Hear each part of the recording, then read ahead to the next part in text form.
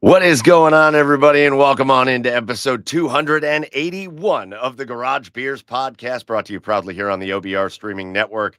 Whether you're watching us on YouTube, Twitch, X, wherever you might be watching us, Facebook tonight, welcome on in. We're excited to have you. If you're with us live, make sure you grab a beer. Make sure you jump in the comments, as we've got a lot of fun stuff that we want to talk about tonight. If you're not catching us live, if you're just at the beginning of this show, always remember, if you can't make it on Wednesday nights at 9 p.m., you can always head over to the YouTube or Twitch channels and catch it on demand.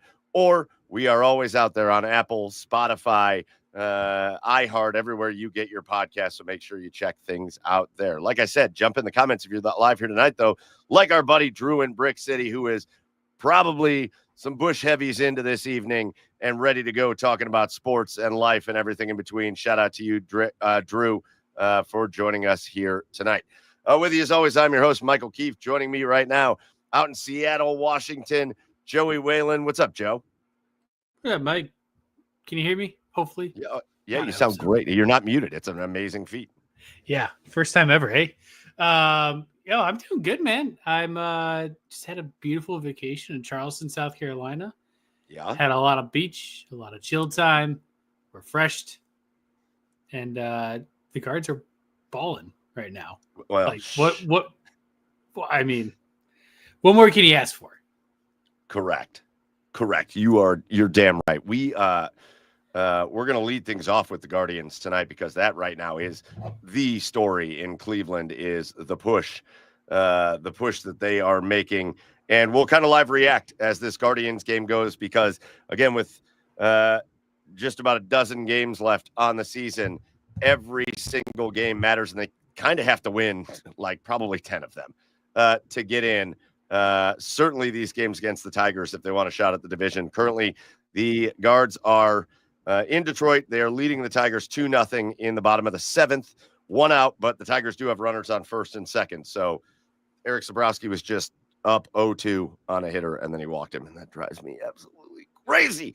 But we'll live react to this as we go. And listen, if you don't see Chad on the screen and you miss him, A, I question your judgment. B, don't worry, he's going to be here in just a minute. Chad's daughter had a game tonight, and it ran a little late, so he is on his way here. He should be here very, very soon, and we'll get rolling with Chad. Joe, oh, wait, there he is. He's here. I'm going to wait until I see his face, and then I'm going to add him into existence. But I had a well, hold on, let's bring him in. It's Chad. Hey, Chad, welcome in, man. Hey, how are you? So good. How was the game? Oh, just great. Just great. Was it? Yeah. Was it so good?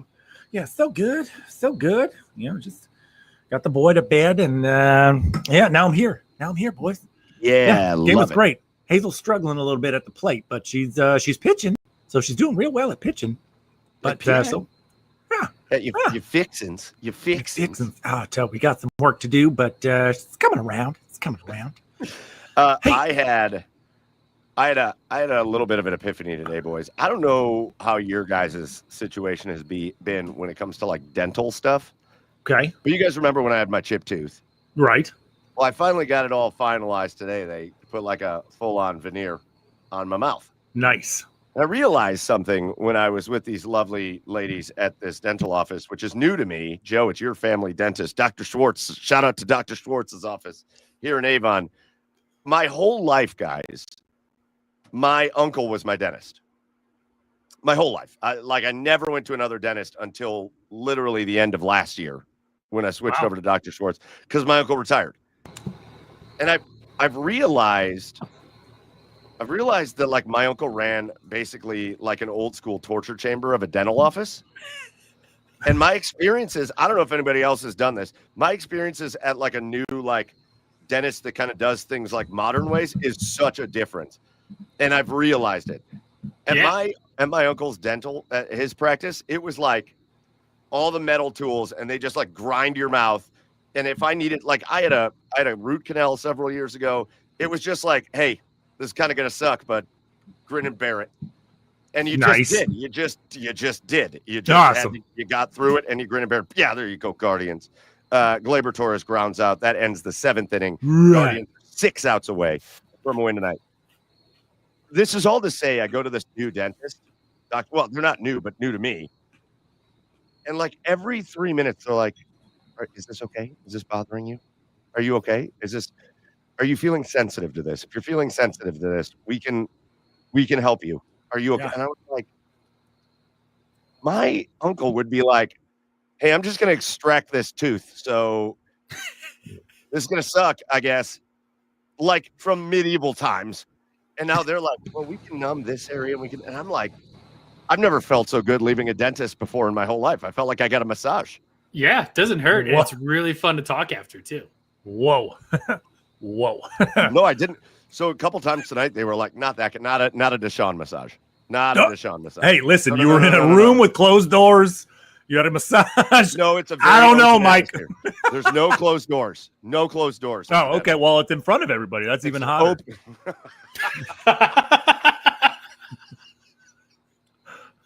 Oh shit. Oh shit. Chad's like, can I come to your next dentist appointment? Yeah. Sounds good. Yes, you can, Chad. Yes, you can. They sell tickets. Hell yeah. They had to like take the temporary one off and put the new one on, and so I had like they had to like nub down my tooth to put the veneer on, and so like all the nerves are exposed, and they're like, are you sure you don't want the anesthesia? Are you sure? I was like, just put the other tooth on. Let's go. And so they were like drilling it and filing it down, and the one lady was like, I think I might pass out, and I was like, this isn't that bad. I guess you guys have never been to like the old school dentist. This was great. Oh, you would, you pussy. No, You would, they you have. pussy. That's the reason they're asking. They're like, why are you putting yourself through this? I was like, this is what the dentist is supposed to feel like. It's not supposed to be comfortable. Anyways, I do want to give a shout out. They fixed my tooth and they made me look my normal kind of ugly again, and I appreciate them for that. So you know a good way to christen a new Schwartz. tooth? To chip it again? Beer. Hello, Yes. Chef Brian K. That's a really good transition into our first segment of the week. It's our Garage Beers of the week, where we're going to go around and tell you what we're drinking, and I'll lead us off on this one. Collision Bend Brewing, a really great brewery downtown that I'm never at because I kind of try to avoid the flats. Oh, it's a good spot. And I know there's jokes about like lately the flats have been kind of Flat. deadly almost, but I still just don't like going down to the flats. But I do like Collision Bend. It's a fun brewery right on the river, and I grabbed their Fredtoberfest beer. That's the can, Fredtoberfest from Collision Bend, and it's just your standard, German style Oktoberfest beer, and it's great. It's very flavorful, malty, delicious. Not my usual IPA. But I love the Oktoberfest. I love the fall beers. We're probably just 1 or 2 weeks away from me going full pumpkin now. So get ready for that, boys. But You're always full pumpkin. Collision Bend, Fredtoberfest. That's mine. Chad, what's your beer tonight? Well, boys, this is the third of the main beers in the 4-pack, the mixed 4-pack that I got. Oh, yeah. And this is from Bastion River Brewing Company in Wells, Maine. And this is Acadian Skies Dark Lager. I don't know if you can. Ooh. Yeah, Acadian Skies. Yeah, and they make it sound real sexy too. Like, listen to this. Something special happens when night falls in Maine. Acadian Skies Dark Lager reveals that decadent world swirling with notes of roast coffee and dark chocolate, wrapped up in a clean finish. Yes. And Mike, this is your Gene Creamin' time. Is right up your alley. Oh, look at it. It's delicious. It's delicious. It's delicious. It's not bitter by any means. It's a nice dark lager, just with very nice hints of the coffee and the chocolate. So it's good. It's good. All right. Love that one. Main beers. Joe, wrap it up. Garage beer of the week. Hoping to get the foam down so I can actually taste this thing. But as we have playoff races there it is. on two fronts, I got a little, how do I say this? Jandy Ronson from No Boat Brewing Company. Sure. It's a Randy Johnson beer. It's a triple hopped double IPA. Oh, wow. Bam. That sounds delicious. It's so good. I'm a little mad at you for drinking any kind of Mariners themed. It doesn't matter. Beer. They don't impact us right now. Yeah, they do impact us because No, if the Astros get hot, we want the Mariners to get like one of those teams got to lose. No, you want the Mariners to go into Houston this weekend, sweep out.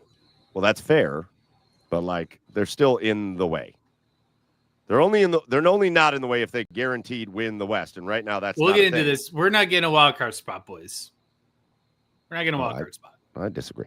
All right, so you got the Jandy Ronson, which I think is a great name for a beer. And how is that, by the way? It's delicious. I would drink it looks 20 great. I would be on the floor, but I would drink 20 of them. You'd be dead. Chef Brian K. Busch Light, $12 for an 18-pack. Bam! Let's go. Hey, let's go. Guys. What a deal. That's why we love you guys. Look, Drew's must be done with his Busch Heavies. Now he's doing 50 West Amber Ale. That's his. The fact that you guys come on and drink Wednesday beers with us every Wednesday is just one of my very favorite things. So those are our garage beers of the weekend. Some of yours, keep putting yours in the comments if you're drinking with us.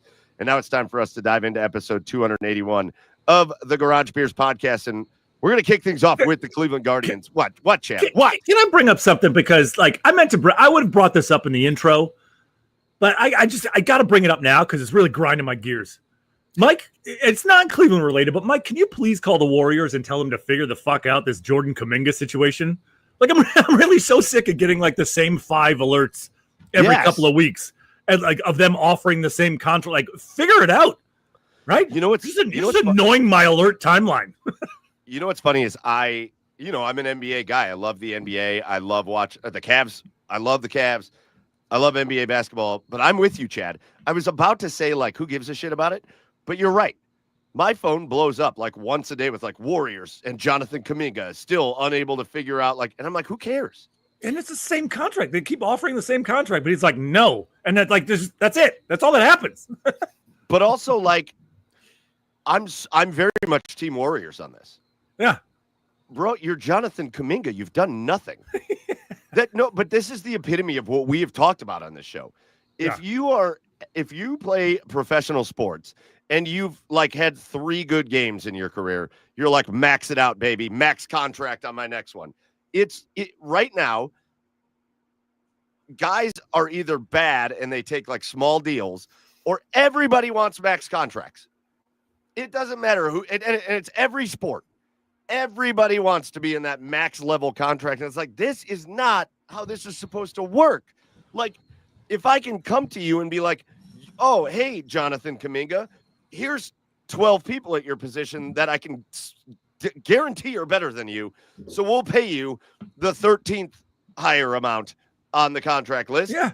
That's how it's supposed to work. But it's between the agents and then just the teams that are willing to just be like, oh, yeah, we'll sign who gives a shit player. Yeah. Some guy like the contract that Orlando gave to Desmond Bane. That's like, insane. Desmond Bane is like a pretty good basketball player. Yeah. He should get paid like a pretty good basketball player. And instead, he gets this monster deal in Orlando. And it's like, what's happening? What's going on? Yeah. Even guys who get 10 minutes a game are getting like 3 years, 50 million. Like, and that's like Jonathan Kuminga. Get it? Jonathan Kuminga demands more. Oh, okay. All right, Johnny Cummings. You know his nickname, right? No, probably not. I've tried to avoid everything. You Google it. You Google it if you don't know, and it's pretty hilarious. But I'm not going to say it on on the show. Let's not say it. You can Google it too, and it's it's bad. Joey's Googling it right now. So am I. You know it's bad if Chad won't say it on the show. Well, listen, we're gonna get a little dead air here because I gotta look and see what it is. It's a bucket. Oh no! Oh, you could have said this. Could I have? Oh, okay. I didn't know. I just figured I'd play it safe there. But his name is Jonathan Kuminga, and his nickname is the Cum Bucket. I mean, I guess it makes sense. KUM is the first 3 letters of his last name, and a bucket, right? Basketball. He's a bucket. Yes. I don't know if he's approved. I don't know if he approved of that nickname or not. But wow, I was expecting that to be much worse. That is funny. That's I thought that was pretty gross, but all right. It's not gross. Not great. It is Not fun. one for the kids. Fun. You're not going to wear that on Players Weekend. I know they don't have that. No, I don't think so. I don't think so. Here comes Mr. Smiles at shortstop, and then here comes the cum bucket. Yeah, Johnny, you're running out with cum bucket over there. You see the guy that says cum bucket on the back? Yeah. You go out. He'll sign your basketball. All right, boys. Let's get into the Cleveland Guardians, who again, right now they are 6 outs away from taking the first 2 games in Detroit. 5 games remaining against the Detroit Tigers. Here's where things stand for the Cleveland Guardians. And I want to look back about a month because the Guardians have had a pretty wild second half of the season that started right before the All-Star break when they swept the Houston Astros. That's when things really got crazy. And they went on a tear right before the All-Star break, and then they just maintained a tear after the All-Star break. And they cut a 15-game Detroit Tigers lead down to like, I don't remember what it was at the time, but it was like 5 games. It was like this. And then the Guardians slipped into a bit of a pit of despair. We had the Emmanuel Clase and Luis Ortiz gambling scandals. We had young guys that were playing in the minors and not contributing up here, even though they should have been contributing up here the whole time when other guys weren't contributing up here. And then they started making moves and God love him, but they get rid of Carlos Santana. They bring up CJ Kayfus and give him most of the minutes out there in right field, and then they're rotating him into first base too. Manzardo's an everyday player finally. Like that had to be a question early in the season. Right. Angel Martinez has kind of made a home for himself in center field. And then you've got, Stephen Kwan struggling at the plate pretty much all year, hitting 273, which is a bad year for Stephen Kwan, but he's coming around a little bit lately. Yep. You've got some guys coming around, and all of a sudden, after a tough spell, they got things close with Detroit, and then they went on a tough spell, and they were again back down like 15 and a half games. And now they enter this last stretch of the season. And the last stretch of the season is 3 games in Detroit, 4 games in Minnesota against a Minnesota team that stinks, 3 games against Detroit and Cleveland, and then it wraps up with 3 games against the Rangers in Cleveland, another team that they are battling in the wild card race for. The Cleveland Guardians have gone 11-2 in their last 13 games. The Cleveland Guardians have cut that Detroit lead from 15 and a half games down to 5.5 games. They have cut off 10 games in that Detroit lead because Detroit's not playing great. They are 2.5 games behind Boston in the wild card. They're 3 games behind Houston in the wild card. And guys, let's talk about all the reasons this is happening. But on this 13-game stretch where they are 11-2, and tonight trying to become 12-2 in their last 14, I think we could talk about the young guys for a minute. We could talk about timely hitting for a minute. We could talk about just a little bit of liveliness that has been kind of like put into this team. But when you're talking about this stretch, guys, in their last 13 games, total games, the Cleveland Guardians have given up 15 runs. I'm sorry, 25 runs, not 15 runs.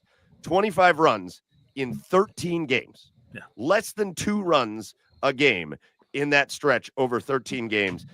Everybody for the Cleveland Guardians in the pitching rotation has decided to step up, including like Tanner Bybee's season felt lost a month ago. Yeah. Now he's out here throwing like complete games, and he's like dominant again. Yeah. And Gavin Williams, look what he did just tonight, shutting out the Tigers through his time. Like, you have to start with the pitching and the bullpen when you talk about this 13-game stretch. It's weird that it's September 17th, and I'm sitting here thinking, like, is this a good team? Like, I don't know. Right. It's just the second half, like you said, Mike, it's just been so polarizing. Like, complete bottomed out in July and August, and unstoppable the past 3 weeks. Just a phenomenal effort. And I always talk about, like, this is the time to get, if you want to get hot, end of September is the perfect time to do it. Is there a mountain to climb? Yes. Is every other wild card team somehow on fire right now, except for the Red Sox, maybe? Yeah. But I think starting with the pitching staff, the biggest surprise to me, like Tanner Bybee, going off and being dominant. It's not a surprise because that's what he should be doing. But Joey Cantillo, like yes, him coming back into this rotation and just being exactly what you need him to be. He, can give a couple runs, but he has been really rock solid to kind of fill those 4th and 5th starting position spots. And to carry us through. We're 9-1 in the past 10 games. Like, this team is locked in right now. Bullpen wise, like Jacob Junis coming in at the 8th inning might not be something you've wanted early on in the season. I was going to say they just brought him in, and I'm like, it gives me the heebie-jeebies. Yeah, but he's been much better lately. He has, but still. Yeah. And then obviously you have Cade Smith stepping into a role probably a year early of what he should be doing, and obviously under really tense circumstances. And, pitching the 9th is so much different than pitching the 8th inning. And all intents and purposes, he's done pretty well there. It's making me feel, I wonder, we go to the bullpen and I think about the future for a minute. I know you're always looking for the next closer, but like, I wonder if maybe we're just reading the situation with Cade Smith wrong. And I'm starting to wonder if I want Cade Smith to be that guy that you just put in anytime the other team's best hitters are up when you're in relief. Right? Yeah. When it's the 7th inning and the other team's got 3, 4, 5 coming up, put Cade Smith, and you've got a 1-run lead, put Cade Smith in right there. Make Hunter Gaddis your closer, or go find another guy to be your closer, get another arm to be your closer. But the more I've watched Cade Smith in the closer role, and not in that role that he was so good at, which was just like, yeah, they might put him in the 6th, they might put him in the 8th, they might put him in the 7th, but that's where he was so good. It makes me think like maybe they should be thinking a little differently than just traditional, like, oh, we got to have him as the closer. Like, he doesn't need to be that. And sometimes sometimes your best pitcher in your bullpen doesn't have to be your closer, AKA like Andrew Miller back in those years for the Guardians in 16 and 17. He wasn't the closer. He was the guy that got you the most important outs when they happened, though. And like, I would love to see them maybe go back to that and try to think of something else for a closer, especially if we're never going to see Emmanuel Clase again. Yeah, I don't think that's a thing you do right now. Well, but not now. Absolutely, for next season, I would love to explore that. Yeah. The pitching's just unreal, though. It is unreal. Joe, you hit on it. Joey Cantillo. Again, Gavin Williams has been really good. Everybody, they've all been really good. You're getting big outs from Matt Festa. Yeah. Who got you like no big outs pretty much all year. And now you're getting big outs by Matt Festa. Jacob Junis is in here trying to get through this 8th inning for the Cleveland Guardians. It's just that's the way they built this team, right? It's this. They are built to win games because of the pitching with an offensive complement, right? And so many parts of this year where the pitching didn't hold up, that's when you saw them just kind of take nosedives. Yeah. But I do think this, Joe, you made a comment like, I don't know, is this team, all of a sudden, is this a really good team? And I think it's fair to say they were really good. And now they are really good right now. And that period in the middle, that was a wild stretch. When Emmanuel Clase and Luis Ortiz get busted for gambling, for cheating, for putting money on games and potentially throwing pitches at games to, who knows if there's any other bets beside first pitch ball. Right. That was the time that really sent them into a bit of a tailspin, and they've come out of it and they're good again. So I think it is fair. We're all trained to be like, don't make excuses, blah, blah, blah. But I think it's fair to say like that probably messed them up a little bit when that whole situation happened. And then they were in scramble mode and they lost a bunch of games and they didn't play real well. But here they are playing well again. And I think maybe we do have a good baseball team here. Yeah, it just, feels like they've gotten back to a guards ball type setup where they're pitching solid. Their offense is doing enough to get you by in games. They're getting not massive at times, but decent run support, enough to win. And it just kind of feels comfortable right now, which is weird and unsettling. Yeah, I mean, it should be unsettling. I mean, it's, I'm not settled. It's been the pitching. I mean, that's really been the story, right? I mean, the offense, again, it's been good enough, but when you're only giving up, what would you say, 23 runs in the last 13 games? It's all due to the pitching, right? It's all due to the pitching because the Guardians have only scored 2, 3, 4 runs in most of these wins. So it's, if the pitching starts to sag a little bit at all in this 13-game stretch, the Guardians are dead in the water. But the pitching being as steady and as good as it's been, that's they're the biggest reason the Guardians are here right now. Yes, and you get some timely hitting and you get a couple of runs in, and that's all you need when you guys are getting big outs from Matt Festa, like you said, or But obviously in the ninth, Kate Smith doesn't make you feel good right now with how he is pitching, and I love that idea, Mike. Of moving him around, right, in 6th, 7th, 8th inning in high pressure situations that aren't a closing situation. I like that idea, but you can't go back on it now. But for outside of that, this staff deserves, I think, 90% of the credit for this stretch that they've been on. And then, boys, I think as Jacob Junis comes in and strikes out Spencer Torkelson and gets Riley Green to line out to Nolan Jones to end the 8th inning. And so the Cleveland Guardians 3 outs away now, just 1 inning away as we go into the 9th. They're leading 2-0 over the Tigers, 3 outs away from taking the first 2 games of this series. I want to continue to talk about this series. I want to talk about the remaining games. And, Joe, I want to talk about the odds at the division versus the wild card and all that. I want to get to that, but I think we'd be remiss if we didn't also, and I know I brought it up early, but things also changed dramatically for this team when they finally got off their asses and embraced the youth and embraced the guys that are down in the minors that were making noise. When they finally went down and got CJ Kafis and said, all right, you're going to play big minutes, big innings for us. When they've recently went down and got George Valera, and he's been good for them. When I know earlier in the year, they've really embraced Angel Martinez, and he's a big part of their lineup. When they're going well, he's going well. He's kind of an important cog in that lineup. But even to go back down and I hated having John Kenzie Noel in the minors.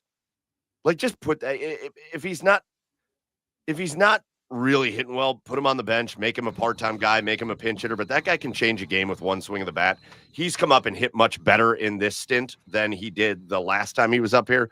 But just, they kind of embraced that. And you could tell it brought an energy, guys, to this team when CJ Kafis is out there getting big hits. And now the other young guys in Manzardo and Martinez and Valera and, Gabriel Arias is playing better again. Like, you could tell the energy just rose when they brought up some of the young guys. So you got to give a credit to the young guys that they brought up who have really infused life back into the team. Yeah, absolutely. I mean, it's the biggest mystery of this front office and their timing for calling up players. Obviously, with the expanded roster, it's easier to bring some of these younger guys up and get them more involved in the day-to-day. But, yeah, you're missing that John Kenzie game-changing swing in games, or even just the threat of it. CJ Kafis is phenomenal, and I think I'm really excited to see him continue to develop. I don't know if he's like a day one starter next year, but I really like what he's contributed to the team so far. And, they just have an energy about them. Like, it's just you can tell, especially during the losing streaks, where it just, nothing's clicking. Like, it just doesn't feel like the guys are engaged with the game, but like, these guys are out here fighting. I think they know what's at stake. They know the time window they have. They want to play October baseball. And the only way to do that is to win out as many games as you can right now, because it is a bit out of our hands as far as destiny here. Yeah, I loved CJ Kafis. I love his approach at the plate. He's not a guy who's panicky. He's not a guy his swing isn't real clunky. It's nice and smooth. Yes.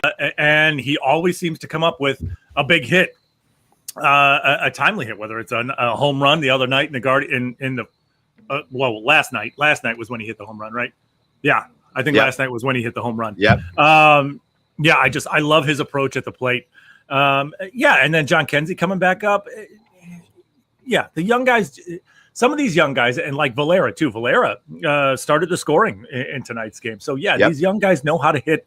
They're getting big hits, and you shouldn't wait. You should. This front office shouldn't be so hesitant to wait because you've got some good hitters in your minor leagues, right? I mean, Travis Bazan is going to be up here before we know it. I mean, the way he's tearing it up down there, that you might see him at starting the year next year. Yeah. So, hey, there's a base hit by Quan. So, yeah, obviously, embrace the youth, especially when they're doing well. Bring them up while they're on a hot streak, and you never know what's going to happen with your offense. Maybe your offense can match your pitching if you bring up the best hitters within your system. You need people contributing now at this point of the season. You need people that are hot. Whoever has a hot hand gets in that lineup and, try to make something happen. And again, they're not putting up ridiculous numbers on offense. Obviously, I think we'd like to see a little more consistency throughout the lineup, but it is a very manageable effort that they're giving right now and enough clearly to win us games. So, boys, let's talk about the pathway for the Cleveland Guardians. Again, if you look at the wild card, they're 2.5 games behind Boston, 3 games back of Houston. Again, if things sit the way they sit right now, Houston's beating Texas 4-2. That getting Texas out of the way is important because Texas is the next closest team with the Guardians. They've just kind of surpassed them.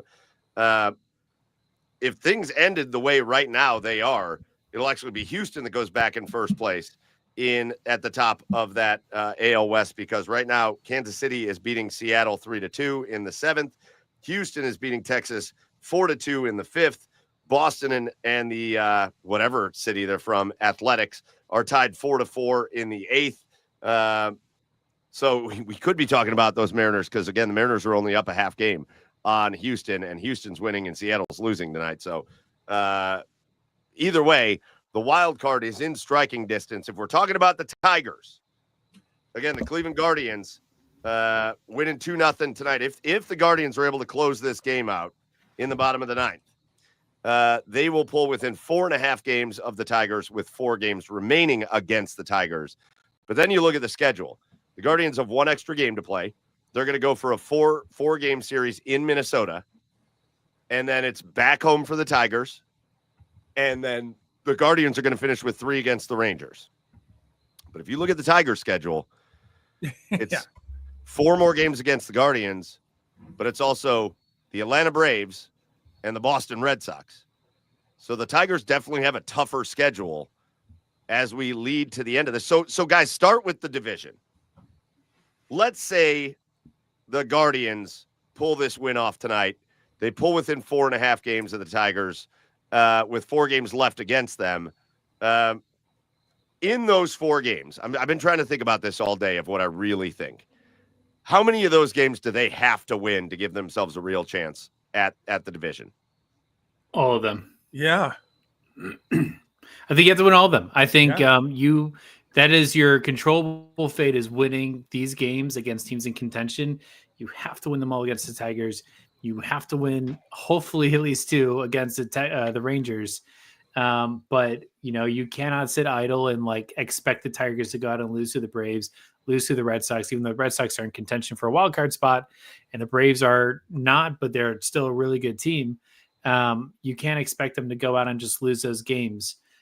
So while the Guardians have the easiest schedule, I think, in the division remaining, it has to be on these guys to just get ahead, get that lead. And why is Jose crouched over? I don't know. Did he foul something off of himself? I think he did. Off his foot again. As he does. All right. So I think what you guys are talking about is what you want them to do. But I don't think they need to win every game against the Tigers to stay in contention for the division. Let's say they got 4 games left. Let's say they win 3 of the 4 games. Right? So now you're talking about you're a game and a half back at the end of that stretch. And you've got 4 against Minnesota, and you've got 3.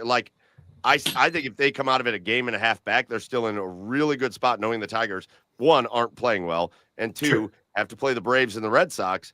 I think the Cleveland Guardians are still very much in a good spot if they come out of this 6-game series with the Tigers and they're a game and a half behind the Tigers through that. And again, we'll see what happens, in the middle series. The Guardians, that Twins series cannot be overlooked at how important that is. You have to go up and beat the shit out of the Twins. Every game from here on out is important.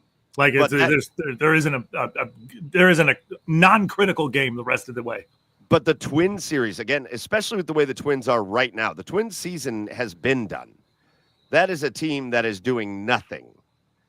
You have to go up there and kick the shit out of the Twins for 4 games. Well, You've got to. You cannot afford a letdown against a team that does not have anything to play for, but also they don't have anything to play for, and they don't feel like a team that's going to be dangerous either. Like how some teams get eliminated from playoff contention, but you're like, oh, they're going to be a pain in the ass. The Twins are not a pain in the ass. They're not anything. You have to go up there and win those games in Minnesota. Yeah, I mean, without a doubt, it's interesting you say that because they've been putting up a hell of a fight against New York. They beat the Yankees 7-0 the first game. Yeah. They came back from a 10-1 deficit to lose 10-9 yesterday, and they are only down 7-5 today. They might be doing a little bit of spoilerism. Maybe the Yankees are just blowing it right now. But I agree. You have to go in there and just kick in the doors in Minneapolis and win hopefully all 4 of those games. I think the path to the playoffs, the best path to the playoffs for the Guardians is the division. As crazy as that sounds, there's just a lot of, and that's why this second couple weeks of the season is so fun. There's so many potential wild card matchups over the next 2 weeks that I just feel like it could just go one way or the other. You could have a couple teams absolutely dominate those matchups and get a huge lead in that wild card run, or they're just going to kind of falter, go 500 against each other, and then nothing really changes. But if we don't win our games, which would ultimately lead to a division title, it's not going to matter anyways. So that, for me, the focus is on the division title. I feel like the wild card is, oddly enough, the more unattainable option. Well, I mean, and I think it's so fascinating too, because the rest of the way between the teams who are in the 3 wild card spots right now and the division leaders, there are so many interdivisional and wild card matchups like the rest of the way. There could be so much movement in these last few games. So it's it's must watch baseball just to pay attention, just to see how it goes. So real quick, just to catch up, and then Joe, ask your question. Jose Ramirez just walked. So the Guardians have the bases loaded, 1 out in the top of the 9th. They have a chance with a big hit to bust this game open going into the bottom of the 9th. And I want to talk about tomorrow's game especially. But Joe, why don't you say what you were going to say? Yeah, I was just going to say, how much more fun is it to watch baseball the last 2 weeks of the season when it's obviously nice if you have a 10-game lead on the division and you flip the spot, but it's playoff baseball in September here. It does not get any better than this. It extends the postseason. They make it a wild card round and get bounced the first game. You still had 2 weeks of fun leading up to it. So every game right now is do or die. This is the playoffs right now, and that's fun baseball. Yeah, listen, I'll expand upon that because this was the other point I wanted to make. This was going to be kind of my last point about the Guardians, but I think we can make it here because of what you just said. And man, we went through a period, guys, where because the Guardians were so on and off, and because they had their down spells, that people were starting to get a little pissed off at Stephen Vogt. I was starting to get a little pissed off at Stephen Vogt when he was playing guys instead of Kyle Manzardo, instead of some of these younger guys, and we were trotting out Carlos Santana every single day, and we were trotting out Nolan Jones every single day. And Nolan Jones he still can't hit, but man, he's put up some moments in this part of the season. But the Guardians, I think you have to tip your cap right now to Stephen Vogt.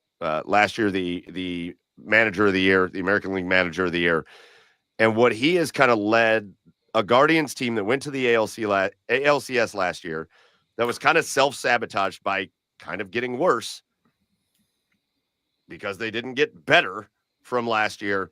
They self-sabotaged a little bit. They go through the cluster that was the cheating or the gambling scandal and all that stuff.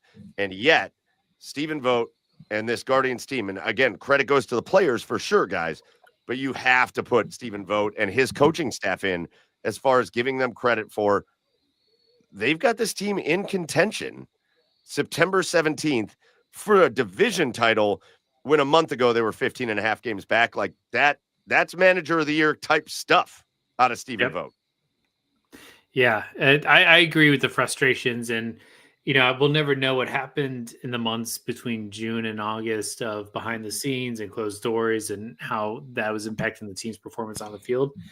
I would imagine quite a lot. I would imagine players were pulled into interviews with officials to talk about the situation. Like there's probably a lot that was going on behind the scenes with this and some discontent. And there is a clear turnaround with this team over the past couple of weeks. And, the players have come together. The coaching has come together. Like, you have to be grateful to have an organization like that push this team to where they are right now.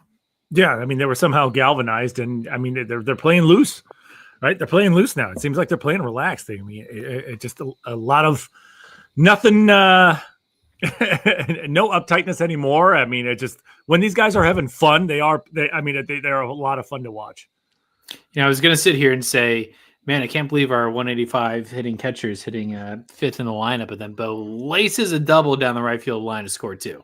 Hell yeah, 4-0 Guardians. You're ahead of me. Go. Watching here, but 4-0 Guardians. What? But that's this is such a good example. Look at B Skrills in the comments. It's such a good example of why this Guardians team has been this good this late in the season. It's just the pitching has been spectacular, like it was tonight, and then somebody just steps up. It was Arias last night with that home run. Crushed it. It's Kafis, it's Martinez, it's Schneemann when he's playing. Some guy, it's Rocchio at times. It's some guy that just steps up and that is where you feel like you're watching the Guardians, right? Like that's where you feel like you're watching the Cleveland Guardians. So the Guardians up 4-0. Now, the last thing I want to talk about with the Guardians, tomorrow's game. I feel like tomorrow's game matters the most now. Because you went into Detroit and you did what you had to do, right? You took these first 2 games and you're going to be you're going to be 4.5 games back at the end of today, assuming they don't give this up to the Tigers in the bottom of the 9th. And now you got Tarek Skubal coming off an injury, his first start since he injured himself. Yeah, not healthy. Tanner Bybee red hot tomorrow. It's the Bybee Skubal matchup tomorrow. You got to get I feel like you could maybe come out and lose one of the games in Cleveland to Detroit as long as you win the other 2 and be okay. I think you got to get this win tomorrow against Detroit. I feel like just for the momentum of the season, going out, beating Tarek Skubal, making a statement on the road, sweeping the Tigers. I feel like to come out of this series after the way we're all going to feel tonight if they hang on and win this. They've picked up 2 games. They took the first 2 games of the series. I feel like mentally it is going to be a disaster if they come out and lose that game tomorrow and you only gained 1 game in this series. 1 big hit. That's all it's going to take with Skubal, right? With the way this team has been pitching lately, it's just going to take 1 big hit. Then hope to hell you shut them down the rest of the game. That's all it does. I mean, you saw it in the playoffs last year, right? Lane Thomas. It took 1 big hit. And then you were able to get by Tarek Skubal. So that's the recipe for me tomorrow. I am not expecting the Guardians to do well at all offensively tomorrow, but just get 1 big hit to get a run or 2 across, and then rely on your pitching. Yeah, I don't think it's going to be like emotionally rattling if they lose tomorrow to Tarek Skubal, but if they can come out on top and make a statement win against the Tigers to sweep them, to beat their ace on the road, man, like that's got to get you feeling real good. Quick side note, I just noticed the beer bottle or can I have has a bunch of little birds on it for Randy Johnson. Oh, they should have a bunch of exploding birds on it. Yeah, right.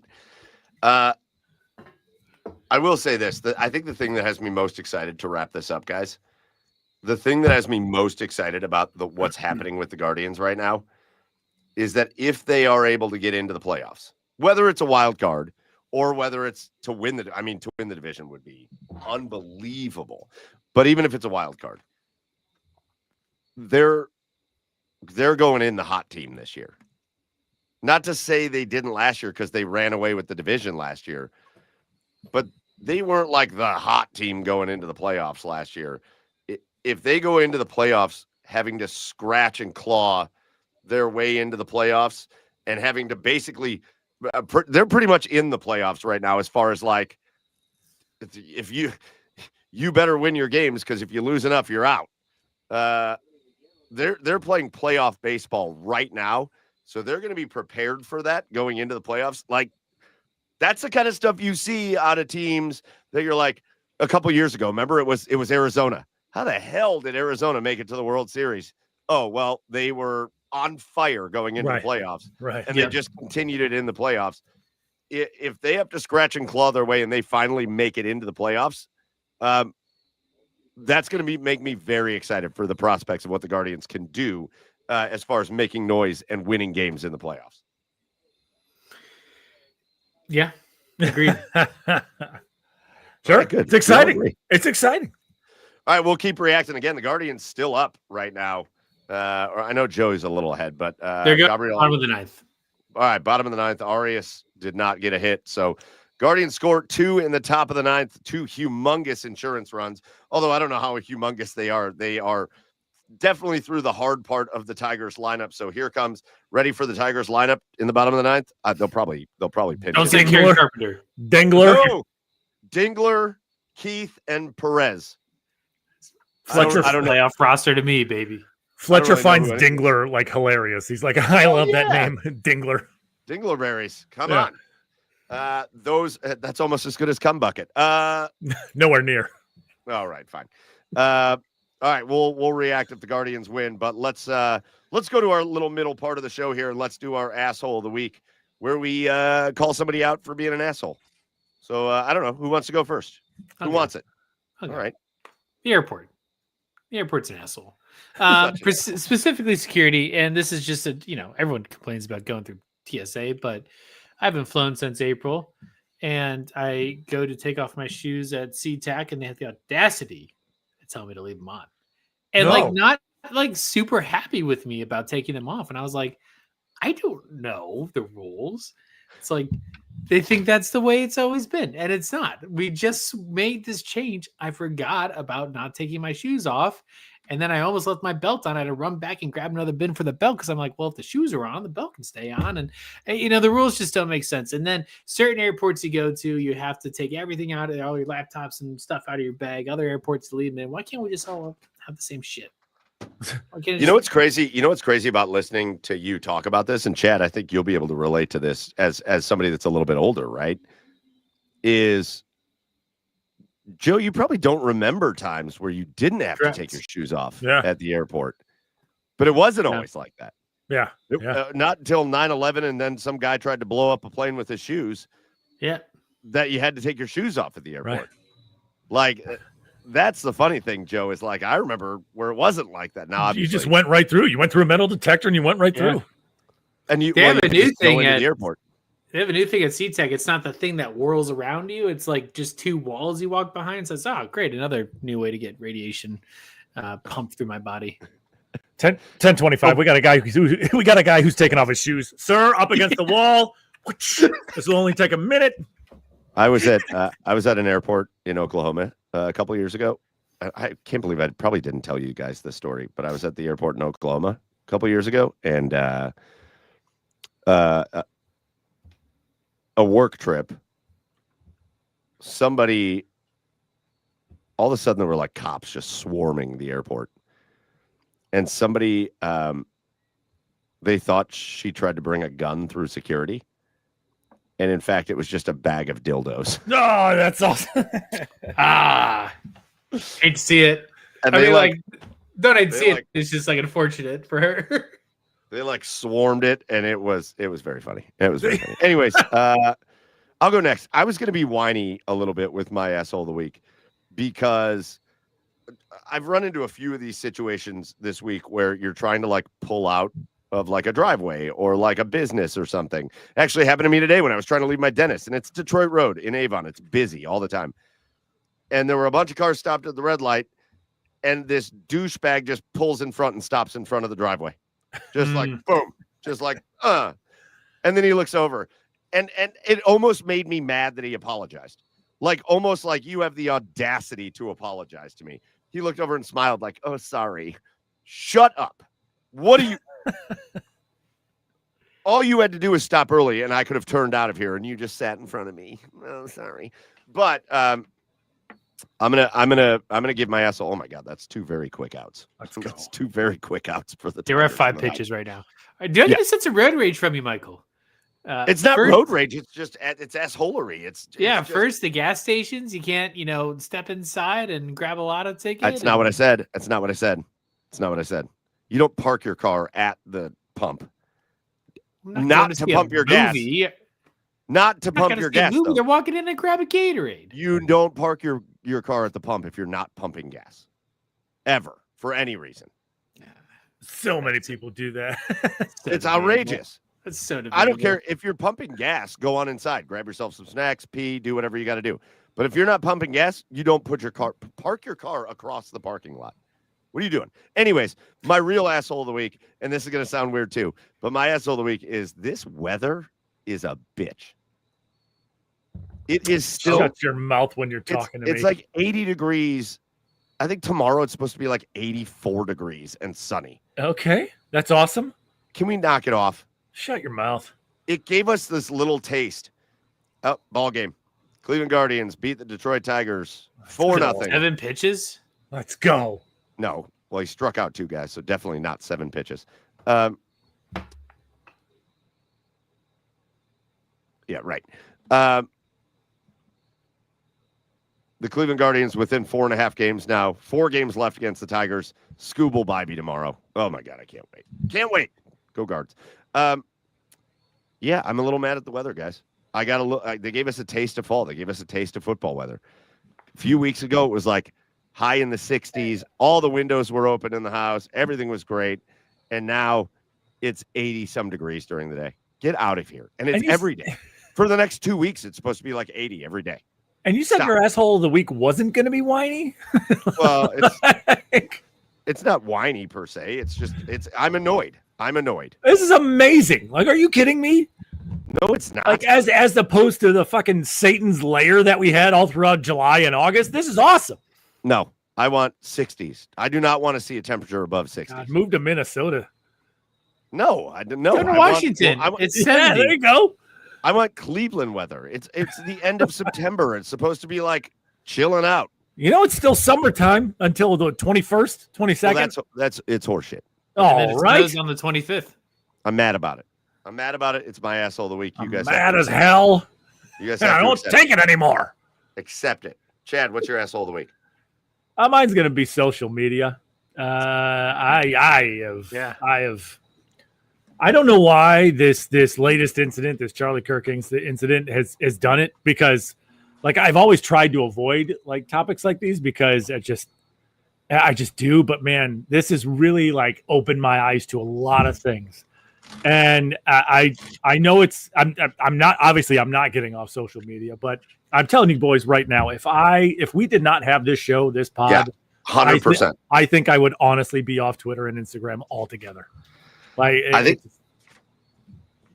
didn't mean to cut you off. Go ahead. No, go ahead. I think I still, if I cared enough to take the time to figure it out, I certainly would be off Facebook. Yeah. I would also be, I'm never on Instagram. I don't even know why I have it. Yeah. I don't even know why I have it. I don't like it. I don't enjoy, I don't scroll Instagram. I'm never on Instagram. Yeah. I probably would, Twitter is to me a very good source of news as long as you cultivate what you look at. All right. So I will always be on Twitter. But because I like Twitter, I will stand for Twitter. But I agree with you for the most part, Chad. Like if it wasn't for this show, my Facebook account would have been deleted. Yeah. And we don't even it's not like a ton of people we don't do anything on Facebook for the show. Right. Right. That page just exists. The only reason I wouldn't leave Facebook is because there was like there's still people on there that I would want to like keep in touch with, like just know what they're up to. But like Twitter and Instagram, I would, especially Twitter, Twitter would be the first account I would delete if we didn't have the show. Joey brings Facebook up Marketplace is the only reason to keep the Facebook account. No other reason. Do you know how much money I've made on Facebook Marketplace? 0.0. No, a ton. Yeah. Of stuff that I would have just thrown away. People will buy anything. Oh my God. Oh, I've like box spring mattresses that somebody's coming to pick up tomorrow. All right. My wife has like 40 reviews on her Facebook seller profile because she sells so much stuff. Yeah, I agree. It's a good one though, Chad. It's a good one. But just again, it's just the element of I don't know that there's anything that's contributed more to the era that we're in right now of you think we don't trust experts anymore. Just we'll find somebody online that agrees with what we say, and then that's the expert. Yeah. And then the era of just feeling like you can say whatever you want behind your anonymous profile, and it's just cool. And man, I got to tell you, as a parent, it's very much going to be a learning experience for my kids. Yeah. Of like, you think you can say shit on social media and get away with it? Everybody's watching you. It's always going to come back to you. Like never goes away. Never goes away. And here's the thing. It's everyone. It's not like it's not specific to one group, one or the other. It is everyone. It's awful. It's awful. But yeah, that's my asshole of the week. All right, those are our assholes of the week. Chef Brian K says that his wife says that he's the asshole of the week. I don't know, Chef Brian K, that we agree with that. We like you, man. And I don't know that I'd call you. Well, I think I'd call you an asshole the same way I call like Chad and Joe assholes. Like they're my friends. Yeah. And so they're assholes. Hey, what up, asshole? I mean, unless you want to give us a story in the comments as to why you're an asshole, Chef Brian K. We might have to talk to his wife. We might have to talk to Mrs. Chef Brian K to find out the real details. But all right, boys. Last half hour or so of the show, let's get into the other two big topics to talk about. One, let's talk about the Cleveland Browns. guys, we're here, man. Listen, if this isn't a comfort zone, I don't know what is.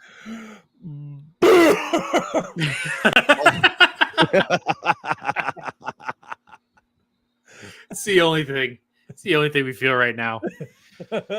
Although, to my surprise, I feel like I'm in a comfort zone with them at 0-2, but they have never been 0-2 under Kevin Stefanski. This is the first time they have ever been 0-2 under Kevin Stefanski, and here we are. We're breaking new ground in suckitude, guys. That's awesome. Just like with any loss, though, it's so frustrating, and I wish they just sucked. Like really sucked. They don't. They suck in areas, but like they don't like all the way suck. Like that defense looked phenomenal against the Ravens. The offense put them in bad positions. They gave up a lot of points. They got tired towards the end of the game. But that defense, the first half of that game was absolutely lights out. Myles Garrett's on a tear right now. And, it's just frustrating when, as we expected, the offense is just not connecting as they should. It's like a new level of hurt every year where it's just like, I wish they just weren't good, but like they are good and there's potential. It's just like a third of their team is really bad. Yeah. Listen, I think if you put this game against the Ravens in a vacuum, I know we did the schedule game, and I think you guys picked them to beat the Ravens, but I think that was also just kind of funny because the Ravens were doing the Browns thing, and you thought, oh, let's pick against that. But I think the reality is not many people really thought the Browns were going into Baltimore and beating the Ravens. And then I think especially when you saw the Ravens lose by 1 to the Buffalo Bills the week before, it was like, oh, shit. You know what I mean? Like it was this impending doom feeling. So in a vacuum, I'm not mad about the Browns losing to the Ravens. I picked them to lose that game. I thought they were going to lose. It hurts though, because you should still be 1-1.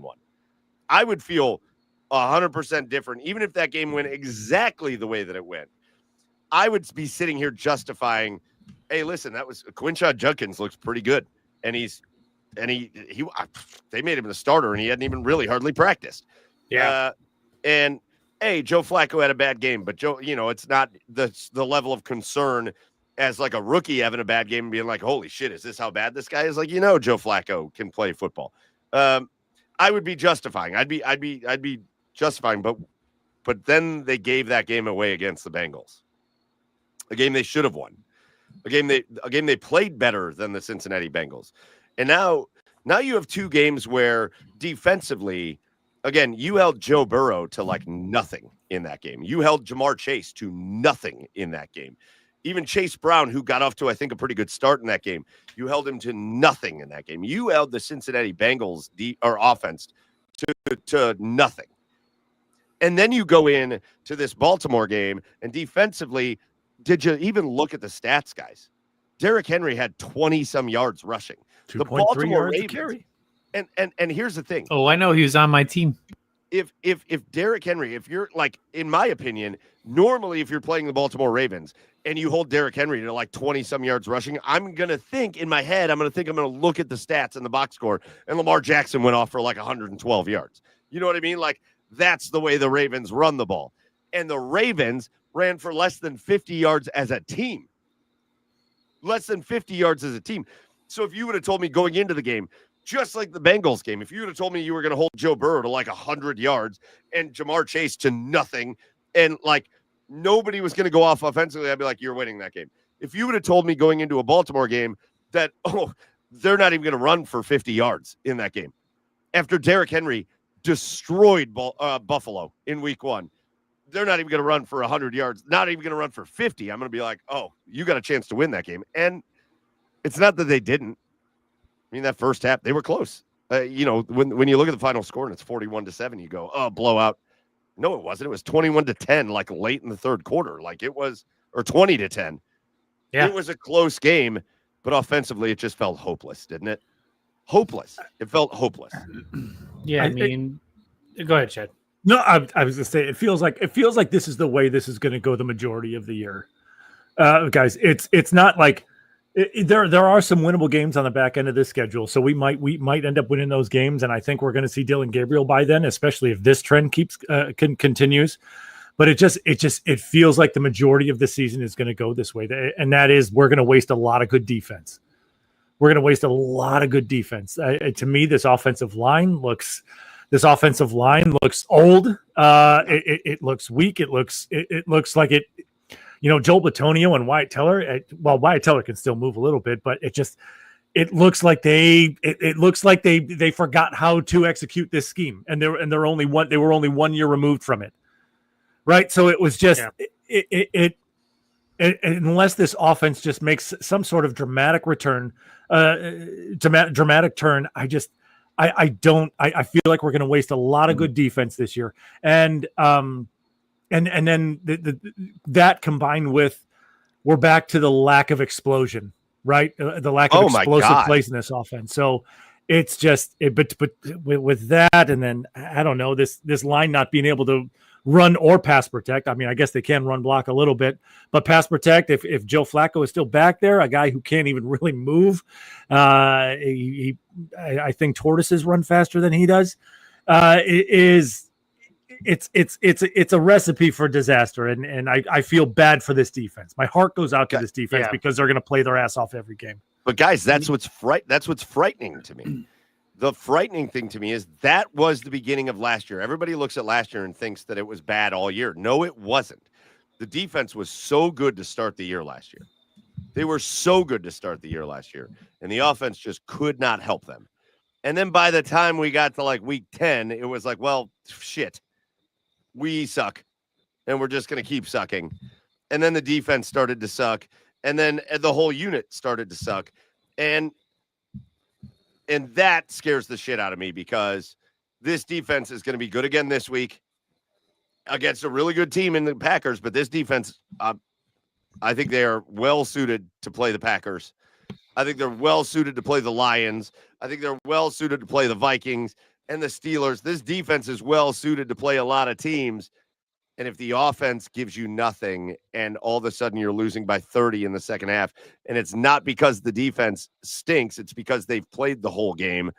And the offense, like, again, think about the yards the Ravens got on special teams because of bad special teams. Think about Flacco fumbles, and it's a fumble return for a touchdown. The interception that gets returned to the 5. I think the Ravens had 2 scoring drives that were less than 30 yards because of where the offense gave them the ball, because of special teams or whatever. Like, I'm petrified that the defense is going to quit halfway through the year, especially at the time where you should start winning games. This 6-game stretch is going to be hard, but that back half of the year, you should start winning some games. And I'm afraid that they're going to be so demoralized when that happens that they're not going to win those games. Yeah, 100%. I mean, outside of the Lions, the Bills, and I guess probably the Bengals again, but that's only if Joe Burrow is playing by then, which is highly doubtful. You don't face very many prolific offenses on this schedule. You don't. You just don't. So the defense is going to keep the Browns in a lot of these games. Again, if you can't find a way to get that offense going, if you can't find a way to score some points, yeah, I in a way, honestly, I kind of don't blame the defense for quitting. Well, I kind of don't. We're out here busting our asses. If you're 1-7, yeah. We're out here busting our asses, and we're most likely putting you guys in good positions. We're most likely giving you guys good field position. What more do you want them to do? You just, I mean, obviously, I mean, they're professionals. They're gonna take pride. They're gonna play their asses off. They're gonna want to be the number 1 defense in the NFL, right? I mean, I think that's a goal. That's a realistic goal you can look forward to. At least take some pride in the defense that you play. But this offense is just, I can't. This offense sucks. It just sucks. You're muted, Joe.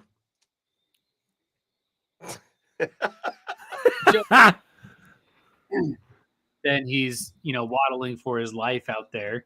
And if he's waddling for his life and, tries to throw the ball, there's no separation in the receiver core. And, the quarterback change will coming. I think we all agreed on that before the season, hopefully later in the season. It's not like an immediate, flip of the switch thing here, but, the only thing you can do by interjecting a Dylan Gabriel now in this situation is at least allow the quarterback position to get some separation when the offensive line falters.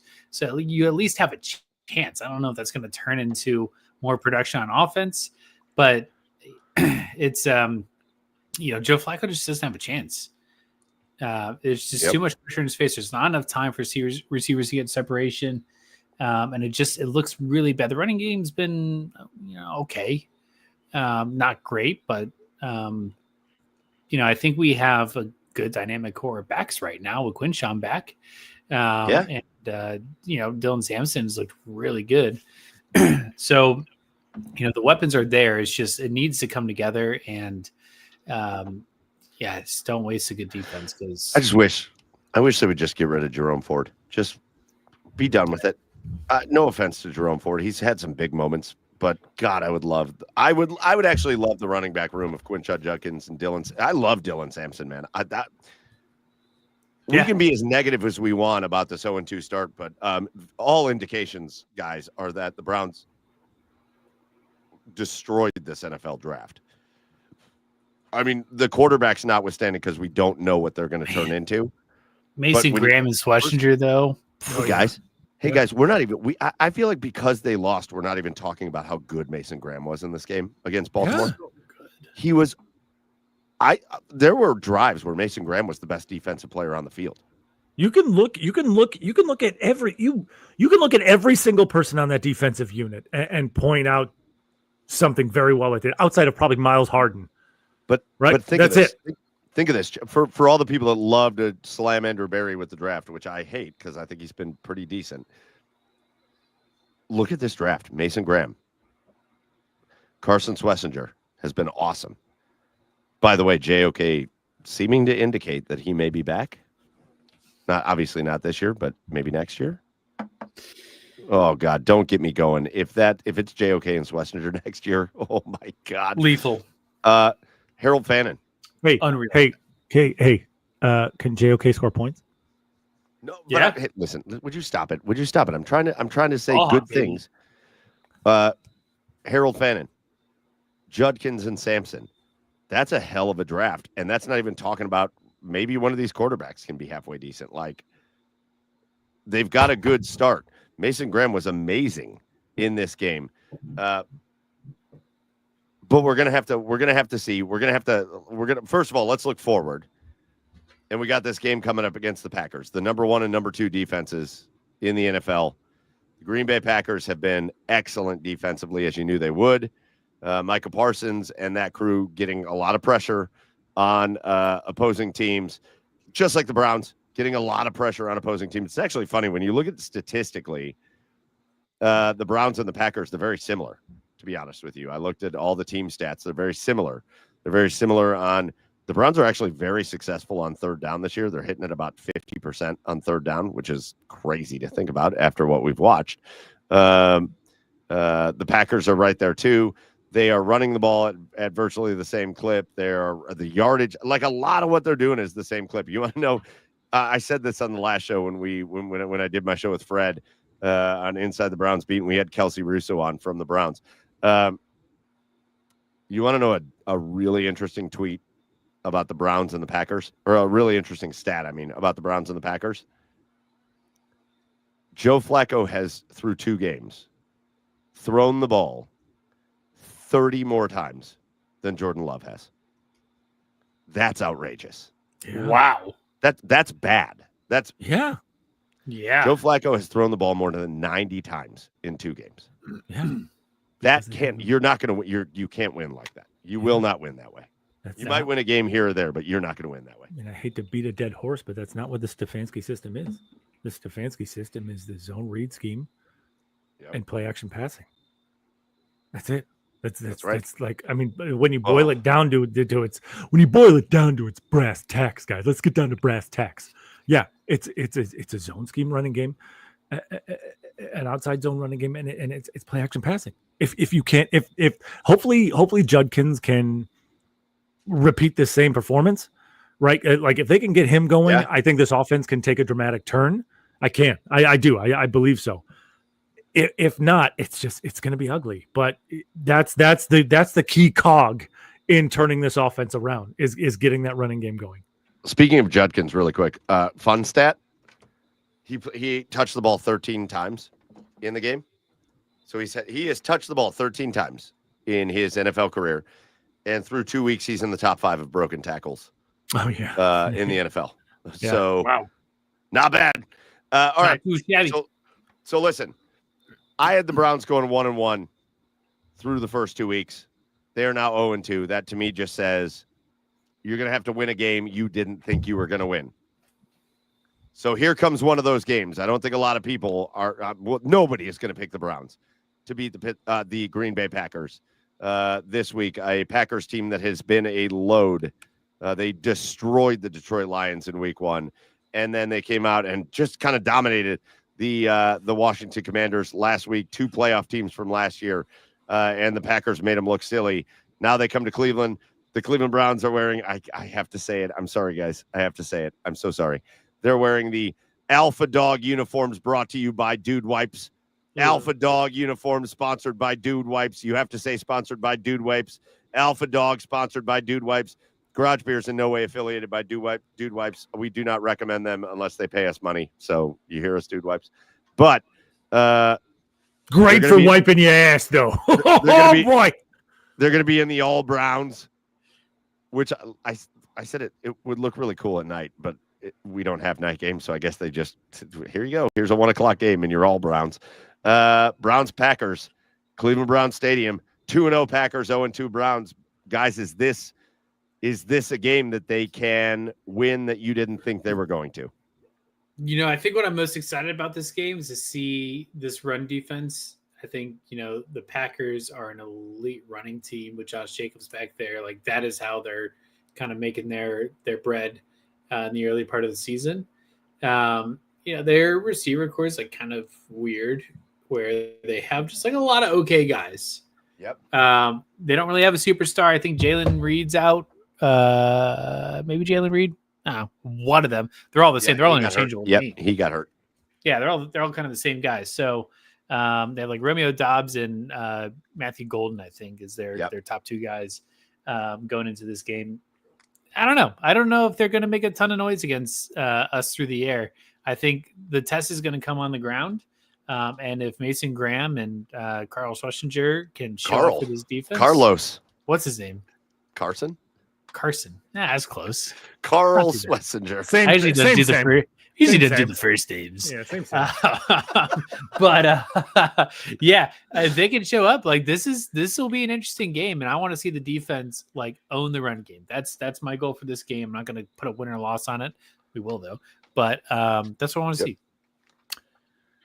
20-9 Packers win. I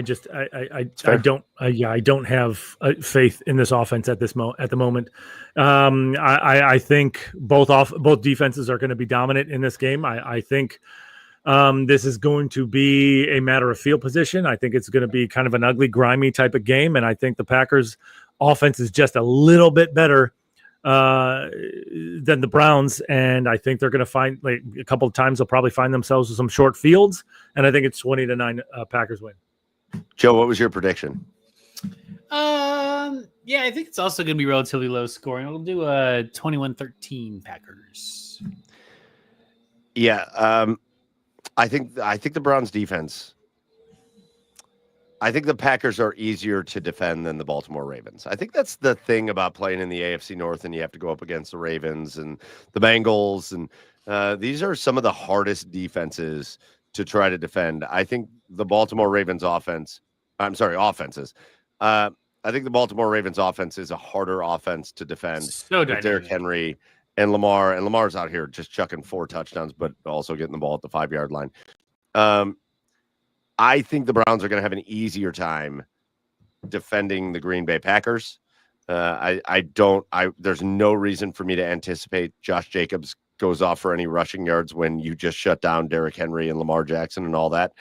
I think the Packers are going to have a really, really hard time in Cleveland.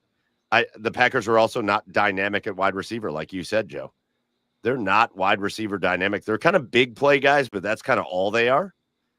And the Browns are uniquely set up to defend that. Like this, everything the Packers want to do offensively, the Cleveland Browns are uniquely set up to defend. I want to say, yes, this is one of those games that they can win that nobody's going to give them credit for. That's what I want to do. I just can't. I can't. That Packers defense is so good. Yeah. So good. They're Browns good. The Packers defense is Browns good. And the Packers offense is better than the Browns offense. So I don't know that this is going to be a blowout. I'm more in line to say it's going to be like 17-14 Packers. But I can't pick. I want to pick it. I want to say that they're going to get this win that nobody thought they were going to win. I just don't know that I can. I don't know that I can pick this as the one to do it. I love Chef Brian K's prediction. 38-2 Browns. Shedeur Sanders gets sacked for a safety running backwards from the 50-yard line.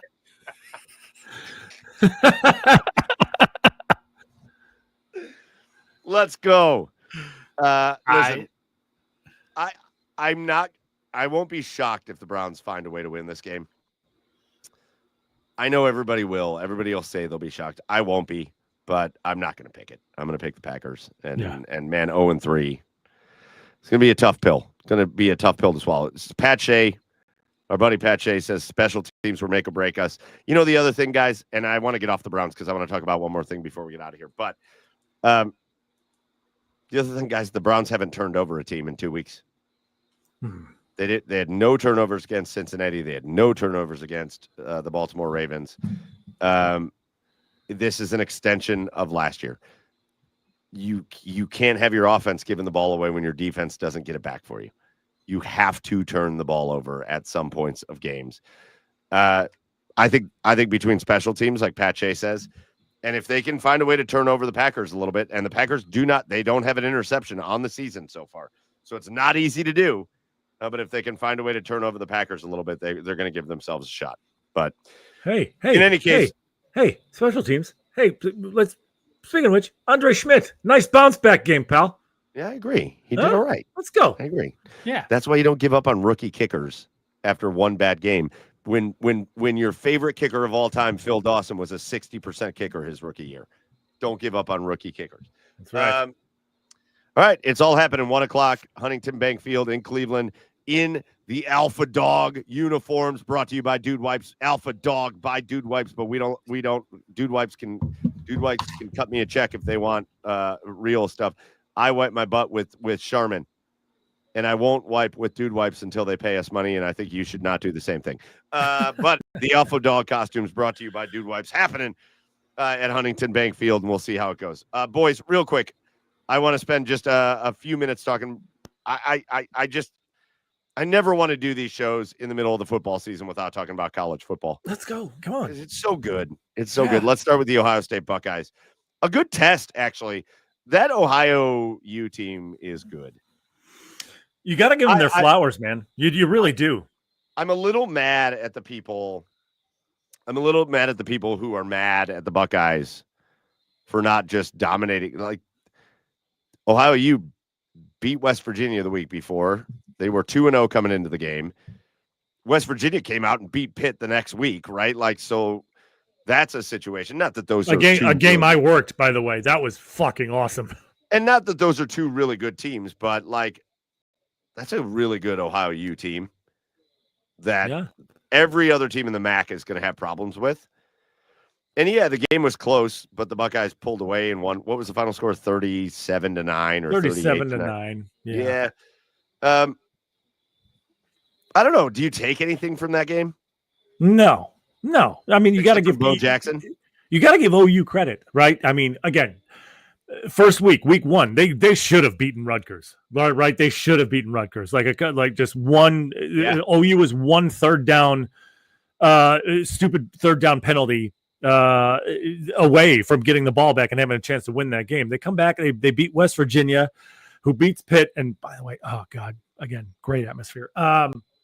Yeah, and they played well, right? I mean, it's not like OU completely shut down Ohio State or anything like that, right? They didn't like dominate Ohio State. It's not like the offense looked bad. They still got like almost 600 yards of total offense against OU. Right. OU just tightened up in the red zone, and they were able to hold them to field goals. That's it. I mean, that was really the story of why they didn't. This wasn't a 65-6 game, right? It was OU did a good job of tightening up in the red zone, holding Ohio State to field goals, and then the running game took over, and they ended up dominating them on the scoreboard. They dominated them in every facet of the game, except for they didn't get as many touchdowns as everybody expected. That's all. I don't take anything from it. Yeah, that's fair. That's fair. And I'm with you. Joe, did you turn the lights off? There he is. Hey, Joe's back. Lights are on. I'm the same. I think OU is going to be a very good group of 5 team. Yeah. And Ohio State beat them pretty handily, and I'm okay with it. Like, I don't know. I've watched enough Buckeyes teams that have won national championships when they had close games against teams that kind of sucked. Yeah. That one game doesn't matter as long as you win it. That's it. It doesn't matter unless you win it. And the Buckeyes, I think if anything, you're taking, in my opinion, you take Bo Jackson away from this game, right? Like, yeah, let's just make that guy, let's give him all the opportunities to be the running back because, whoa, he is electric.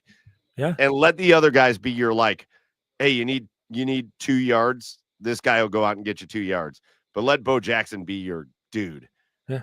Also, and I think you're going to be in good shape. Also, we're not in the BCS era anymore. We don't need to worry about like how much you beat a team by, right? We don't need to worry about any sort of computers anymore, right? You just need to beat a team handily. And the Buckeyes did that. Yeah. I mean, obviously it wasn't 56-9, but 37-9 is still a pretty good wide margin, but OU is a good football team. So yeah, no, I'm not worried about it at all. All right, real quickly, go back to baseball for a hot second. The Guardians, they get their win. They're 4.5 games back of Detroit. Boston, the A's. The A's had runners on the corners with no outs in the 10th inning. They didn't score a run, so Boston comes back and wins that game. They win 5-4. However, the Astros are going to beat the Rangers. It looks like they're up 5-2. the Seattle Mariners lose to the Kansas City Royals. Ooh. So the Astros, if the Astros win, the Astros will reclaim the lead in the AL West. The Mariners will fall into second place, and the Guardians will only be 2 games back of the Seattle Mariners for the wild card. So again, you told me that wasn't going to matter, Joe, but every loss for any of these wild card teams matters, especially if the Guardians are going to stay hot. I want the crown, man. We're going to win the title. We're going to win the division. Give us the Central. We all want it. We all want it. We all want it. Yeah. Boys, a couple other college football stories. The USF run is over, unfortunately. Yeah. Not to say they're not going to be good through the rest of their season, but their big test, they beat Florida. Who'd they beat in the first week? Boise. Oh my God, yeah, that's right. They beat Boise, they beat Florida, and then they went to Miami, and Miami said, "Yeah, all right, okay, this was fun for you. I'm glad you had fun." But they slaughtered USF, so the USF run is done. How about Clemson, guys? Whoa. First of all, hey, Georgia Tech, I think is kind of good, but Clemson's not. Hey, Georgia Tech, Georgia Tech's quarterback really well. What do you think of Haynes King? He's in the right spot. He went to the exact right place. He would never have made it in Texas A&M because they don't run that kind of offense. But in that kind of offense where he only has to throw the ball when it's like a surprise, I'm throwing the ball. It's perfect for him. No, but like in fairness, it's a fit. It's a perfect fit. Haynes King is meant to be a Georgia Tech quarterback, and he's perfect there. And honestly, guys, I think we could be talking about Georgia Tech in the playoffs. Yeah, wouldn't surprise me, right? I mean, obviously they already have the win over Clemson, and I mean, if you're looking at the ACC as a whole, I mean, between Florida State, Clemson, and Georgia Tech, and Clemson is struggling mightily. They can't get anything going offensively, guys. No, anything. And they have an incumbent starter in Cade Klubnik, a guy who people were talking about the Heisman at the beginning of the year. Yes, and he looks pedestrian against teams like Georgia Tech and freaking who else? I mean, obviously LSU, has a really good defense, but who's I can't remember who their second game was against, but. And I think it was a nobody, but that was still a close game. They can't generate any offense right now. Actually, both Clemson and LSU can't really generate any offense. Well, I was going to say transition to LSU for a minute because I do think after LSU beat Clemson week 1, people were like LSU on the map. And then LSU played Florida this week. And hey, listen, anytime you win an SEC game and you're in the SEC, it's a good win. But like they intercepted Florida's quarterback 5 times in that game. Yeah. And they won 20-10. Yeah. Like, I don't know, man. If I was like covering LSU, I'd be like, I'm a little nervous about that. Like, you intercept a quarterback 5 times, you need to win that game. Like, you got to score more than 20 points. Yeah. But don't ask Brian Kelly that. He'll go nuts on you. Hey, we won the game. I know he was Brian Kelly. That was hilarious. Did you see that? Reporters like, well, I'm just concerned why you can't run the ball. He's like, we did. Did you see the last play of the game? Right. Yeah. Yikes. I'm just running through other stories. Texas. Arch Manning's getting booed at home against UTEP. Oh boy. There's only 2 quarterbacks seeing ghosts right now in football. One's Arch Manning, the other one's JJ McCarthy. No hate on the injury. That's very unfortunate for JJ. Yeah. But like both those quarterbacks are seeing major ghosts in their respective positions right now. Yeah. It's they look overwhelmed. They really do, and they look like they're a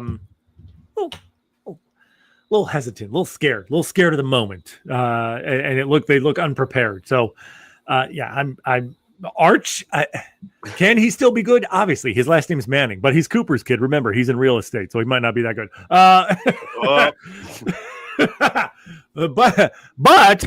I mean, you still got to have faith that our Arch Manning can be a good college quarterback. JJ McCarthy, who knows? He's only a couple of games into his pro career. He could turn into something. He could turn into nothing. But right now, it hasn't been a good start for him. I can't wait for the Texas A&M Oklahoma Red River rivalry game because those two quarterbacks couldn't look any different.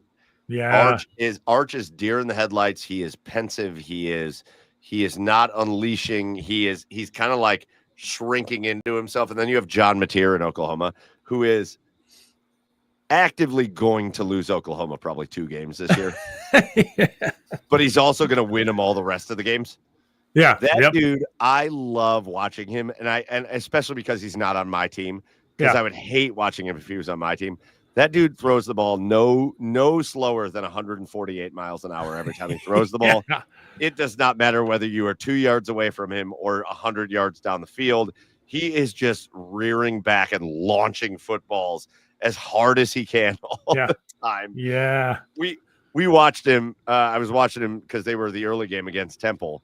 And oh my God, I love watching this dude. And I'm glad I don't root for him. This all brings me, I'm saving this for last.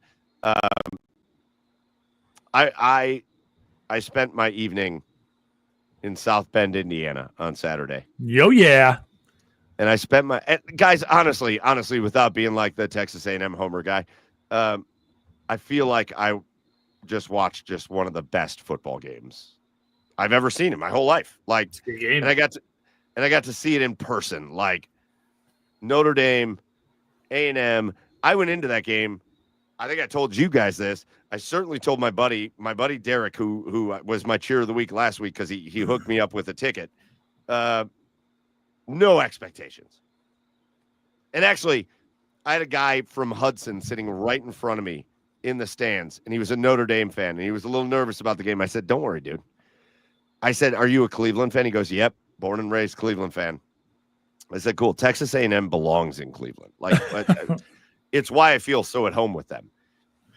We are a perfect Cleveland college. We always lose in any big moment. It just is what it is." And man, from the start of that game, first of all, big shout out to A&M fans. 40% of that stadium was A&M fans. It was wild. Yeah. It was wild. It was wild. But also big shout out to the Notre Dame fans because they were classy as hell, man.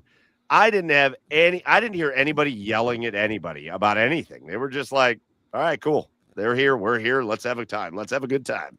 Right. Yeah. Notre Dame student section was awesome. Seeing a game in the bowl at Notre Dame Stadium was cool. I'd never been there before. It was cool. Told you, man. Right? Wasn't it like that's just one of those venues where you're like you might not be a Notre Dame fan, but you just respect it because it's Notre fucking Dame. We walked out. We wound up sitting in one of the end zones, but we walked out at like the 40-yard line just to see it, and I felt like Rudy's dad. Like, oh, yeah. This is fucking cool. Yeah.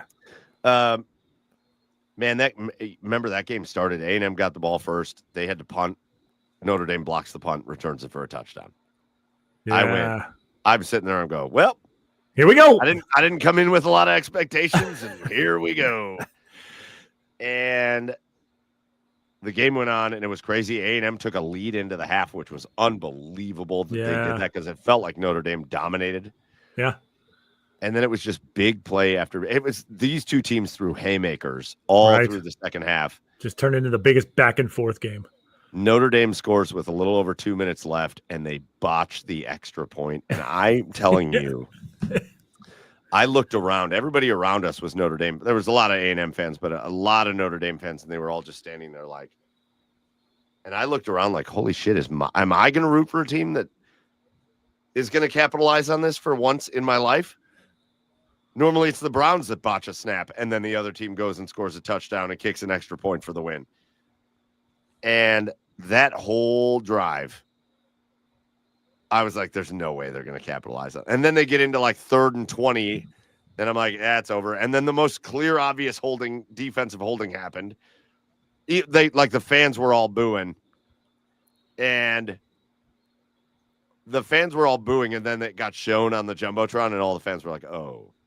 A&M gets a first down. A&M gets a first down. Still, Notre Dame just stands tall, and A&M scores a touchdown on 4th down with 13 seconds left. And I got to tell you, I've never been more nervous for an extra point in my whole life. It's 40-40, and all A&M has to do is kick the extra point to win the game, and they do. It was unbelievable. It was unbelievable. Did you miss the clear and obvious holding on that 4th down? It was. Yep, it sure was. But you know what? Texas A&M got called, and I don't like to blame things on the refs, so take this for what it's worth. You got to play through missed calls and good calls and bad calls and all that. For sure. A&M did get called for 3 times more penalties than Notre Dame did in that game. And they did not commit 3 times more penalties. Yeah. So, you know what? Sorry your missed one came at the end, but it happens. It happens. Okay. What an amazing game, man. It was a great game to watch. It's your quintessential back and forth big time college football game. It doesn't get any better than that, man. Yeah. I can't stress enough. I say it week in and week out how much I love college football. And that game was the quintessential reason why I love college football so much. It's hey, how cool was and then the traditions too, right? You can't beat out the traditions. Like, how cool was that? Here come the Irish. Here come the Irish.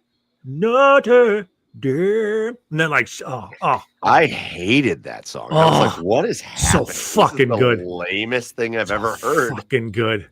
And then shipping off to Boston, right after that. The Notre Dame student section was cool. Here's the fun thing about Notre Dame. I almost feel like this with Ohio. I always feel like Ohio Stadium is much smaller when you're inside of it than they say it is. Yeah. But then you can tell there's just so many people there. Again, I'm used to going to Kyle Field and Death Valley at LSU and places that feel humongous. Yeah. Notre Dame seats like almost 90,000 people. It feels like it seats 40. Like, right. I looked around. I'm like, there's really that many people here? And yeah, there were. But no, it was cool. It was just, to be honest, when I hear the Notre Dame band playing the fight song, I'm like, that's so cool. Yeah, right? Yeah, in their stadium, it was cool. But in the end, A&M gets that win. And now on that side of things, and I don't want to make this an A&M conversation, but A&M has been really good at getting one big win every year and then losing to like Missouri or like some dumbass team, which they will. Yeah. That's what I'm nervous about. But if they play like that, they're going to beat a lot of teams, and we might be looking at playoffs there. Anyways, it was awesome. Just shout out to the whole experience. Shout out to the Aggies. Shout out to Notre Dame. It was a blast. It was an absolute blast. The 2 football games I've been to I came home and I told my wife, I'm like, I don't have to go to another game this year. Like, I went to Ohio State, Texas, and Texas A&M, Notre Dame. I'm good. Like, 2 of the best games. Just 2 of the best atmospheres I've ever been in. Yeah, were those 2 games. Awesome. I'm gonna get to see John Mateer live in 2 weeks, boys. Oh yeah. Yeah, I'm working. I'm going to Norman. I'm working Oklahoma and Auburn. Have fun in Norman. Yeah, Jackson Arnold returns to Oklahoma. Big games this week, real quick before we get out of here. Utah, Texas Tech. That's a big game. It is a big game. Yeah, for sure. 2 ranked teams. Not a lot of big games. Auburn, Oklahoma. Oh, sorry. I was going to say Texas Tech, the most expensive roster in college football. No, I bet people didn't know that. I hope you have your flight booked for Auburn, Oklahoma, because that game is this Saturday, Chad. Wait, what? Yep. You better get your flight booked, pal, because that game is in just a few days. Whoa. You go to that? Is that the game you're working? Because it is Saturday, 9:20. Number 22, Auburn. Number 11, Oklahoma. 3:30 p.m. You better be ready to go. All right. It's like you're booking a flight. Did I miss an email? No, you might have. Oh, yeah. There it is. Michigan plays Nebraska, whatever. Missouri, South Carolina is only going to be a fun game if South Carolina's quarterback is playing. Miami versus Florida doesn't matter because Florida's quarterback stinks. Are you good, Chad? I don't know. I don't know how I missed it. Are you going to Oklahoma on Saturday? Thank God you told me that, because I literally thought. Thanks for joining the broadcast here at Auburn, Oklahoma. We'd like to go to the replay camera, but the guy didn't show up. I don't know why I had it in my head. It was in 2 weeks. Whoops. It's been a week, guys. It's been a week. Columbia Black River on Friday, and then you're leaving to go to Oklahoma. It's been a week. It's been a week. If you can't tell, it's been a week. So the big games this week, Indiana, Illinois is a big game. That should be a good one in the Big Ten. Indiana's first test. Auburn, Oklahoma is a big game. Texas Tech and Utah is a big game. That's kind of it. There's really no other big games. Yeah, Buckeyes are off. Yep, Buckeyes off. And then they come back. Who do they got next week? Is it Washington? Washington. I'm a little bummed. Yeah, next week. The tickets are like $170. Guys. Next week, though, college football. Yeah, next week's the big one. Oregon, Penn State, Alabama, Georgia, Ohio State, Washington, Auburn, Texas A&M, USC, Illinois. Big games happening next week. LSU, Ole Miss. Don't miss that one. That's a humongous game. Yeah, in the big SEC. Time. Big slate next week. This was the other week, right? Like September 10th, like opening weekend was supposed to be a good slate, and then this was the other one. Yes. So, all right, boys. Any last thoughts on college football before we get out of here? Joe, if you got to hook it to UW tickets, let me know. Tickets are $170. Pay $170 and go to the game. I probably will, but I don't want to. That's not crazy. $170. Not crazy? No. That's insane, dude. That's actually really good for a college football game. To go to an Ohio State Big Ten game, what? $170. I mean, my wife's working that day, and I got nothing else to do, so I'm going to be going down there. I just want to get a little cheaper ticket. There you go. Game time. Game time's great. I know the football. Tick pick. What? T-I-C-K. Yep, I know it's tough. T-I-C-K, P-I-C-K. That is the best resale place ever. No ads, but that is the spot. I know the tickets to Belmont football weren't super crazy expensive, Joe, but they never lost. They never did. 170 to go out. I'm a little jealous. Part of me wants to find a way to get out there, but I can't. Can't do it. All right. Let's wrap things up with our cheers of the week, where we call somebody out for being awesome. Chad, why don't you go first? Yeah, I'll go. I meant to do this last week, but I totally forgot. It slipped my mind. My cheers goes to the OU head football coach. I can't remember his name right now, but for watching film and closely and knowing that Caleb Downs and thinking Caleb Downs was a wide receiver. Oh my God. I saw that quote. He goes, Jeremiah Smith and Caleb Downs are two of the best receivers in the country. And no one corrected him. He kept going. He was like, man, the impact that they make. Brian Smith, very standard name. Brian Smith. Yeah, there you go. I'll go. My cheer of the week is kind of a sad one, but it's one of my favorites, so I have to pay tribute to this. My cheer of the week goes out to Chimba. Chimba the cheetah. Huh? Chimba was the oldest living cheetah in captivity in the American Zoological Society in Cleveland. All right. And Chimba died. Chimba passed away yesterday due to complications of old age. But as a kid, as an adult who drags my kids to the zoo all the time because the zoo remains one of my favorite places on the planet, the cheetahs were always my favorite animals. And Chimba has been there since 2010. And I just got to give a shout out to Chimba the cheetah. Again, the oldest cheetah in captivity in the U.S. at any of the zoos. They had to put Chimba down. So I'm giving a shout out to Chimba the cheetah. Shout out to you, Chimba. I hope you run real fast and chase down some gazelles and shit in the next life. But you brought me joy. Chimba brought me joy, and I appreciate Chimba for it. So that's my cheer. You think gazelles can get away from cheetahs in up there? That'd be hell no. Cheetahs are the coolest. I want a cheetah. They used to, was it cheetahs or leopards? I know in India they used to like have cheetahs as pets. So the coolest thing about cheetahs, and this actually started in the Cincinnati Zoo. Yeah. And then it spread to the other big zoos. I don't know why Cleveland doesn't do it. Maybe it's because the cheetahs were old and they weren't trained for it. But the Cincinnati Zoo found that cheetahs need companions. Yeah. And the best companion for a cheetah is a golden retriever. Oh, so yeah, I've seen those. When you go to Cincinnati, when you go to San Diego, the San Diego Zoo, whatever, the golden retrievers just live in the pen with the cheetahs. And they they cuddle and hang out, and that's what they do. And cheetahs are super cool. So that's awesome. Not jaguars. Did you know jaguars have the strongest bite of any of the big cats? Yeah, I knew that. It's not them. Don't mess with them. You could probably like pet a cheetah and get away with it. Don't do that with a jaguar. Yeah. Joe, you get the last cheer of the week. Yeah, probably my backyard, like the Pacific Northwest. I'm gonna cheers my vacation and family for the past week. The only thing missing was Michael and Patty on the trip, but it was a great time.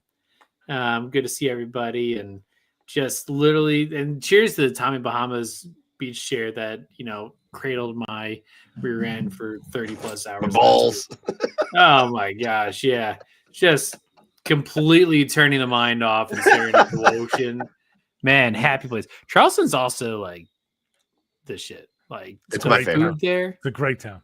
Unreal. Charleston, South Carolina is my favorite city. We've had, and I lived in Nashville for 13 years. We had the best barbecue I've ever had in my life. Nashville's not known for barbecue. Don't act like Nashville's known for barbecue. But they have barbecue. So does Cleveland. So does virtually everywhere in America. Yeah, right. Yeah. What are you talking about? It's the best barbecue. And yeah, just incredible food, good times, good decompressing week. So cheers to the vacation and the fam. Secondary cheers. Cheers, by the way, because you just kind of like triggered it for me there, Joe. I finally connected with my long lost nephew. Oh, cool. Robbie. Cool. Yeah. Exchanged numbers. We talked. Great dude. He lives in Charleston. So so hopefully we can get down there and go see him sometime. But yeah, great dude. Hey, if he can get us on the Ocean's course at Kiowa Island, that'd be great. He's apparently a caddy there. He's a caddy there. Oh, he caddied for Max Struess, he said a few weeks ago. Yeah. So let's go, buddy. I'll throw some follow-ups too. I had never heard of Breeze Airlines before. Holy shit, that was great. It feels fake, but it's not. Oh my God. They fly out of Akron. It was I put my wife and my daughter on a flight to come down to Charleston and hang out with you guys. Those tickets were like $70 a piece. Yeah. What a deal. And the flights were nice. It wasn't like Spirit or like JetBlue where you feel like you're sitting on a folding chair. Like Katie was like, I had free Wi-Fi the whole time. Like everything was great. So shout out to them. And then, shout out to you guys and to my son, because that was the other coolest thing about the whole trip is that me and Patrick got to have our first like boys week of all time. And man, oh man, we had the best time ever. So shout out to that. All right. Good. Nice. Heck yeah. All right. So where are we at? The Cleveland Browns taking on the Green Bay Packers, 1:00 on Sunday in their all brown uniforms, brought to you by D-Wipes. The Ohio State Buckeyes are off this week, but college football going on, and the Cleveland Guardians are now 4.5 games behind the Detroit Tigers. 4 games left with Detroit, including tomorrow, Tanner Bybee versus Tarek Skubal. And now the Guardians 2.5 games out of the wild card. 2.5 games exactly behind both Boston and Seattle. So, man, the Guardians are hot. We talked a lot about them. And hopefully this time next week, we're going to have a lot of fun conversations about the Cleveland Guardians and the way that they continue to play. But shout out to those boys as well. That's going to do it for us. For episode 281 here, our last order of business, just give thank yous out. First thank you goes out to the OBR. Get over to the OBR.com and hit subscribe. It is the heyday of the OBR right now. It is Brown season. So make sure you are tuned into everything OBR as we continue to cover them both here on the streaming network on YouTube, Twitch, and all that. And over at the OBR.com, we appreciate you for joining there. Big thank you to everybody that joined us live here tonight. Pat Shea in the comments. Look at him saying, thanks, guys. Go Browns and guards. Yeah, for sure, Pat Shea. Big thank you to everybody that joined us, jumped in the comments tonight. If you weren't able to join us live, but you're listening to us later, big thank you to you as well, as we appreciate you joining us. That's going to do it for episode 281. For Joey out in Seattle, for Chad on the east side of Cleveland, I am Michael Keefe. We will see you next week for episode 282. But until then, cheers, everybody.